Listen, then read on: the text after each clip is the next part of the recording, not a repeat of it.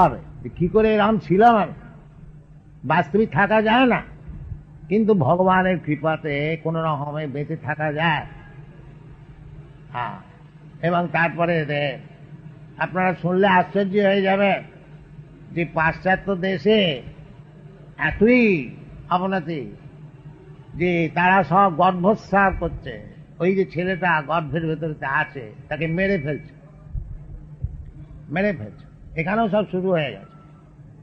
মানে এই সব লোক যারা পূর্বকালেতে অন্যায় করেছে, তারা এই গর্ভ থেকে বেরোতেও পারে না। ওই গর্ভের ভেতরে যদি মরতে হয়, মরে আবার একটা গর্ভের মধ্যে তাকে যেতে হয়। সে যে গর্ভের ভেতরে থাকা কি কষ্টটা, সেটা ডেসক্রিপশনটা শুনলেই আমাদের বোঝা উচিত যে কত কষ্ট, কিন্তু সেসব আমরা গ্রাহ্য করছি। সেটা আমরা গ্রাহ্য করছি না, যাও যা হবে তা এখন তো ফুর্তি করে নাও। এর নাম হচ্ছে মূর্খতা। যারা মনুষ্য জীবনের মূল্যটা বুঝতে পারলে না, কেবল পশুর মতন আহার ও নিদ্রা ভয়ময় থন, এই হচ্ছে পশুর কার্য। খাওয়া, শোয়া আর স্ত্রী সঙ্গ করা আর ভয় পাওয়া, চারটে। এই পশুরা আছে, কুকুরও খায়, কুকুরও শুয়ে থাকে, আর কুকুরও স্ত্রী সঙ্গ করে, আর কুকুরও ভয় পায়, ভয় থেকে বাঁচবার জন্য চেষ্টা করে। মানুষও তাই করে। যদি তাহলে কুকুরের সঙ্গে মানুষের সঙ্গে তফাৎ কি হবে? মানুষের যদি খালি ওই চারটে জিনিসই নিয়ে রইল, যে কি করে ভালো করে খাবো, কি করে ভালো করে শোবো, আর কি করে ভালো করে স্ত্রী সঙ্গ করবো, আর কি করে নিজেকে বাঁচাবো, এটা তো ভগবানের হাতে আছে। সকলকে দিয়েছে একটা সুবিধে, খাবারও সুবিধে দিয়েছে। সেদিন আমি ইউনিভার্সিটিতে লেকচার দিয়েছিলাম, সেখানে তাই ছেলেরা সব তো এখন সব রিচেড হয়ে গেছে। একটি ছেলে এসে, বেশ ভালো বিদ্বান সব ওখানে ইউনিভার্সিটিতে সব উপস্থিত ছিল, বড় বড় পণ্ডিতরা। একটি ছেলে এসে, আজকাল তো সব ন্যাক্সালাইট সব হয়েছে, বলছে যে স্বামীজি আপনার কথা, এই যে পারমার্থিক কথা, এটা আমাদের শুনে খুব প্রিয় লাগছে না, সেই জন্য অনেক ছেলে এই সভা থেকে চলে গেছে। তা বাস্তবিক আমাদের এখন কি করে বাঁচবো, কি করে খাবো, এই বিষয়ে কিছু আমরা শুনলে আমাদের ভালো। তা আমি তাই জবাবটা দিয়েছিলাম, ভগবানের রাজত্বতে হাতি যে একসঙ্গে এক মান খায় তাকে খেতে দিচ্ছে ভগবান, আর পিঁপড়ে যে 1 গ্রেন চিনি খায় তাকেও দিচ্ছে খেতে। 84 লাখ জনে অনেক রকম জন্তু আছে, আফ্রিকাতে সব কোটি কোটি হাতি আছে, আমরা সব দেখে এসেছি। হাতি, সিংহী সব একসঙ্গে। একটা ন্যাশনাল গার্ডেন আছে, সেখানে ছাড়া আছে, গভর্নমেন্ট থেকে খেতে দেয় বা পুষে রেখেছে, মনে আছে যেমন বেশ জঙ্গলে। কিন্তু না পুষলেও তারা তো খায়। তা হাতি খেতে পায়, পাখি খেতে পায়, পক্ষী জানোয়ার খেতে পায়। কোন জানোয়ারটা না খেয়ে মরে গেছে, কোন পাখিটা না খেয়ে মরে? তোমরা যে খেতে পাচ্ছ না, এর জন্য দায়ী হচ্ছে তোমাদের ইউনিভার্সিটি, তোমাদের এই যে বোকার মতন শেখাচ্ছে, এই জন্য দায়ী। আর তুমি যে বলছো যে ভগবানের কথা আমাদের ভালো লাগলো না, সেটা অনেকে চলে গেছে, এটার উত্তর হচ্ছে ভগবত গীতাতেই আছে। নমাং দুষ্কৃতি নাম মূঢ়া প্রবদন্তে নরাধমা মায়া অপরিত জ্ঞানা আসুরি ভাবমাস। ভগবানের কথায় রুচি কার হয় না? এই 4টে ক্লাস। দুষ্কৃতি ন, দুষ্কৃতি ন মানে মাথাটা খুব ভালো, কেবল কিন্তু লাগাচ্ছে দুষ্কার্য। কৃতি, কৃতি মানে হচ্ছে মেরিটোরিয়াস, যার মেরিট খুব ভালো, কিন্তু কথাটা ব্যবহার হয়েছে দুষ্কৃতি। যারা চোর, জোচ্চোর, বদমাইশ, তাদের যে মাথা নেই কথা বলা যাবে না। মাথা খুব আছে ভালো, কিন্তু লাগায় ওই পাপ কাজেতে লাগায়, তাদের বলা হয়েছে দুষ্কৃতি। নমাং দুষ্কৃতি নাম মূঢ়া। আর এক ক্লাস আছে বোকাল। মূঢ়া মানে হচ্ছে গাধা। গাধা কেন বলা হয়েছে? বিশ্বনাথ চক্রবর্তী কর্মীদেরকে গাধা বলেছে। কেন বলেছেন না, গাধা, ধোবার গাধা, 10 মন কাপড় মানে পিঠেতে বোঝা নিয়ে নড়তে পারছে না, কিন্তু যাচ্ছে সেই ঘাটেতে, তার একখানাও কাপড় নয়। আর তারপর থেকে এত বোঝা বইছে কি জন্যে না, ওই ধোপা তাকে দুটি ঘাস দেবে খেতে। আর ঘাস তো সমস্ত জায়গায় ছড়াছড়ি রয়েছে, কিন্তু ওকে গাধা বলা হচ্ছে কেন? সে মনে করছে এই ঘাস আমি এই ধোপার কাছে ছাড়া আর কোথাও পাবো না। এই বুদ্ধির জন্য তাকে গাধা বলা হয়েছে। এই সব বড় বড় সব বিজনেসম্যান আমাদের তো সকলের সঙ্গে মিশতে কি পরিশ্রম করে, হ্যাঁ, কিন্তু বাড়িতে যে খায় হয়তো 2খানা কি 4খানা রুটি, বাস। আর কে যে খাচ্ছে, কে ভোগ করবে সে বিষয় না, হয়তো কিছুই খায় না, ডাক্তার হয়তো বারণই করে দিয়েছে তুমি কিছু খেতে পারবে না, সাবু ছাড়া। কিন্তু সে চিন্তা করে না যে আমি তো এই 4খানা রুটি খাই, এর জন্য এত পরিশ্রম করছি কেন? মনুষ্য জীবনটা কি এই গাধার মতন পরিশ্রম করবার জন্য হয়েছে নাকি? হ্যাঁ, না, মনুষ্য জীবনটা আছে অথাত ব্রহ্ম জিজ্ঞাসা। এই মনুষ্য জীবনটা হয়েছে ভগবানের বিষয়ে জিজ্ঞাসা করবার জন্য, এই গাধার মতন খাটবার জন্য না। কিন্তু লোকে মনে করেন এইটি সুখ। সে দিন রাত পরিশ্রম করে 24 ঘন্টা পরিশ্রম করছে, ওটাকে মনে করছে সে সুখ। এর নাম হচ্ছে গাধা। নমাং প্রবদন্তে মূঢ়া দুষ্কৃতি নরাধমা। নরাধম কেন বলা হচ্ছে? যে এই জীবনটা হচ্ছে ভগবত ভজন করবার জন্যে, ভগবানের সঙ্গে আমার কি সম্পর্ক আছে জানবার জন্যে, ভগবান কি সেই বস্তু জানবার জন্যে, সেটা না করে আমি এই বাজে কাজে সময় নষ্ট করছি। এই জন্য নরাধমা। নর মানে মানুষ, আর অধম মানে একবারে নিচ, ছোট লোক, মানে জানে না নিজের উদ্দেশ্য কি। আর যদি বলেন যে মশাই অনেক সাল লেখাপড়া জানা লোক, বিএমএ পাস, সব ডিএসসি বিএসসি সব পাস করেছে, তারা তো ভগবত ভজন করছে না, হ্যাঁ, তারাও সব ওই মূঢ়া হয়ে গেল, নরাধম হয়ে গেল। এটা কি কথা? না, ভগবান বলছে মায়া অপরিত জ্ঞান। ওই যে তারা জ্ঞান লাভ করেছে, ওই যে আমার ইউনিভার্সিটির ছেলেগুলো এসে জিজ্ঞেস করলে যে কৃষ্ণ কথাতে আমাদের কোনো প্রীতি নাই, আমরা এখন কি খাবো, তার যদি কথা কিছু বলতে পারে। মায়া অপরিত, এত লেখাপড়া শিখতে লাভটা কি হলো? খেতে পশু পক্ষী খেতে পায়, সে খেতে পারছে না, তার লাভটা কি হলো? জ্ঞান লাভ করে। সেই জন্য মায়া অপরিত জ্ঞান। কেন না? আসুরি ভাবমাশ্রিতা।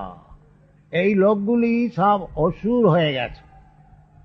হ্যাঁ, অসুর আর সুর দুরকম লোক আছে। সুর মানে হচ্ছে যারা ভগবত ভজন করে, দেবতা, তাদেরকে বলা হয়। আর অসুর মানে হচ্ছে যারা ভগবত ভজন করে না, তারা অসুর। 2 ক্লাসের লোক আছে জগৎ।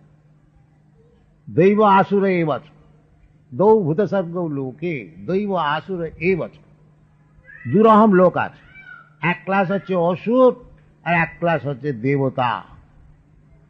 দেবতাকে বিষ্ণু ভক্ত ভাবে দৈব, আসুরস্তদ বিপর্যয়। যে ভগবত ভজন করে, বিষ্ণু ভক্ত বৈষ্ণব, সে হচ্ছে দেবতা, আর সব অসুর। এইসব শাস্ত্রের কথা আমরা এই জগতে কৃষ্ণ কনসাসনেস মুভমেন্ট যে আমরা চালাচ্ছি, এই সব কথা শাস্ত্রের কথা তাদের শোনানো হচ্ছে, কোনো নতুন কথা নেই।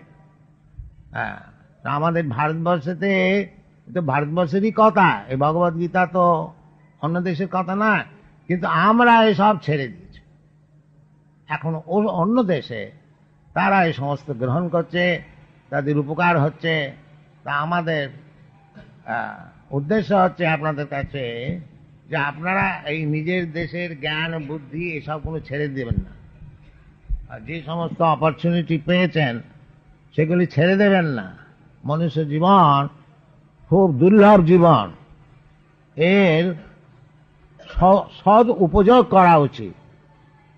সদ উপযোগ করা মানেই হচ্ছে ভগবত ভক্তি লাভ করা, প্রেমা পুমার্থ মহান, চৈতন্য মহাপ্রভু এই শিক্ষা যে মানুষের সবচেয়ে পুমার্থ, স্বার্থ পুমার্থ মানে মনুষ্য জীবনের অর্থ যেটা লাভ, সেটা হচ্ছে ভগবত প্রেম, ভগবানকে ভালোবাসতে শেখা। সবই পুংসাং পরো ধর্ম যত ভক্তি অধোক্ষজে। অনেক রকম ধর্ম আছে, ভাগবত বলছে সেইটা হচ্ছে সবচেয়ে শ্রেষ্ঠ ধর্ম।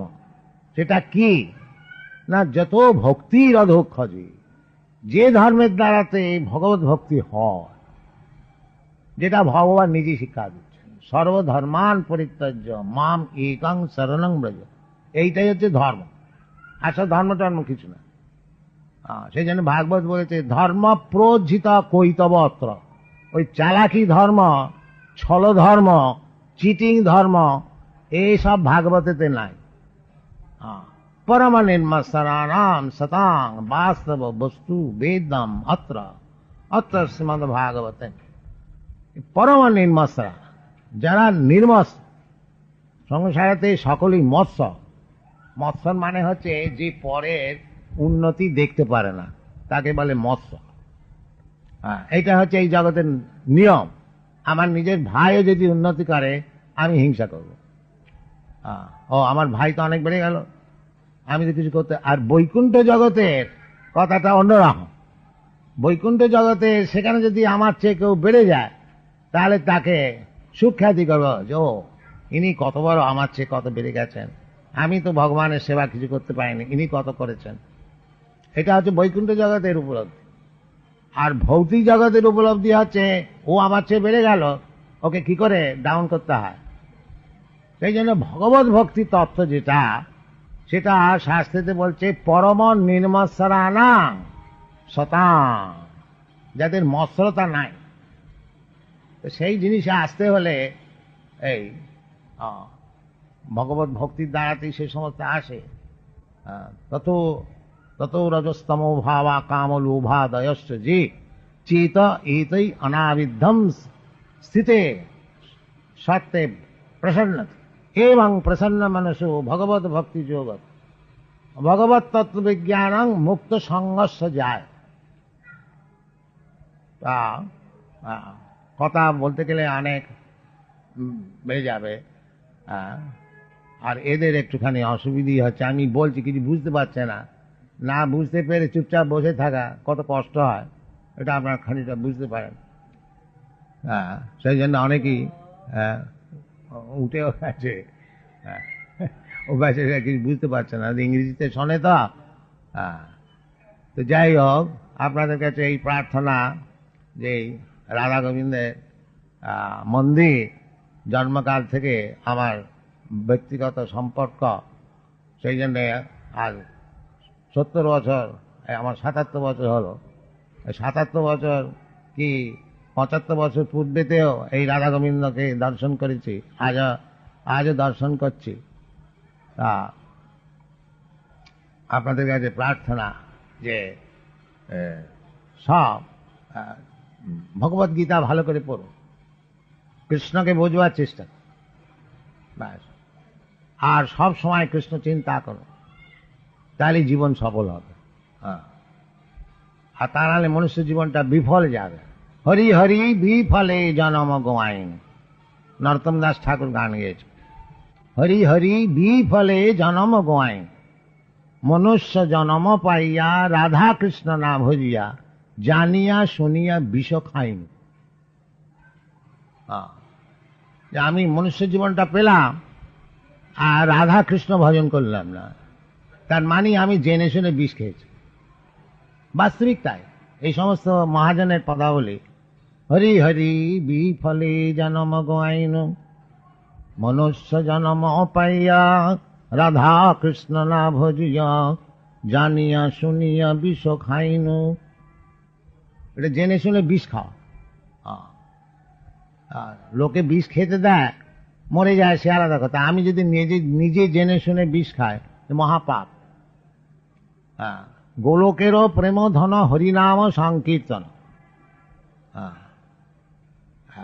এই যে হরিনাম সংকীর্তন, হরে কৃষ্ণ মহামন্ত্র, এটা এই জগতের বস্তু নয়, এটা হচ্ছে গোলকেরও প্রেমধন। যেন আমরা অনেক দূর দেশ থেকে রেডিও সংবাদ পাই কথা, সেই রকম এই হরে কৃষ্ণ মহামন্ত্র এই জগতের কথা না, এটা হচ্ছে বৈকুণ্ঠ জগতের কথা, নারদ মুনি নিয়ে এসেছে। গোলকেরও প্রেমধন হরিনাম সংকীর্তন, রতি না জন্মিল কেন তার? এতে আমার রতি হলো না কেন? বিষয় বিষাণ হলে দিবানিশি হিয়া জলে, তরিবারে না কইনু উপায়। সর্বদাই আমাদের বিষয় বিষাণালতে হৃদয়ে জ্বলছে, এ আর কেউ অস্বীকার করতে পারবে না। যে যতই বলুক যে আমি ভালো আছি, হ্যাঁ, কিন্তু বুক জ্বলছে সংসার ও দাবান। তা থেকে পরিত্রাণ পাওয়ার একমাত্র উপায় হচ্ছে এই হরিনাম সংকীর্তন। ব্রজেন্দ্র নন্দন যেই শচীসুত হইল সেই, বলরাম হইল নিতাই। যে পূর্বেতে যিনি ব্রজেন্দ্র নন্দন হরি, যশোদানন্দন হরি, নন্দনন্দন হরি কৃষ্ণ, তিনি আবার শচীনন্দন হয়ে এসেছেন। আর বলরাম যিনি ছিলেন তিনি নিতাই হয়ে এসেছেন। ব্রজেন্দ্র নন্দন যেই শচীসুত হইল সেই, বলরাম হইল নিতাই। পাপি তাপি যত ছিল হরি নামে উদ্ধারিল, তার সাক্ষী জগাইয়ার মাথায়। কেন আমরা সব সাক্ষী চাই তো। আজই এই আমাদের ছেলেরা এই মায়াপুরেতে আমরা তো প্রসাদ বিতরণ দেখুন খেতে দিচ্ছি, একটু দেরি হয়েছে, তারা বলছে দেরি হয়ে গেছে, রান্নাঘরে ঢুকতে চায়, মানে খাবার দাবার যা আছে জোর করে নিয়ে আসতে। তো কেউ বাধা দিয়েছে, একটু মারপিটের মতন হয়েছে। হ্যাঁ, তারপরে তো তারা একবারে অনেক, তো এরা কজনই বা মারামারি করবার জন্য প্রস্তুত, কিন্তু এরা ওই কীর্তন করতে আরম্ভ করে দিল। তারা আবার ঠান্ডা হয়ে গেল, তারাই আবার সব পরিবেশন করলে। এই সত্যি কথা, পাপি তাপি যত ছিল হরি নামে উদ্ধারিত, তার সাক্ষী জগাই আর মাধব। জগাই মাধবের মতন মূর্খ সে উদ্ধার হয়ে, এরা সব করছে। তা এরাও জগাই মাধাই ছিল, এখন সব বৈষ্ণব হয়েছে, আবার অনেক জগাই মাধাইকে উদ্ধার করছে। এটা সত্যি কথা, হরিনামে উদ্ধার। এই নরোত্তম দাস ঠাকুরের গান, হা হা প্রভু নন্দ সুত বৃষভানু সুতাজ, করুণা করো হয়ে এইবা।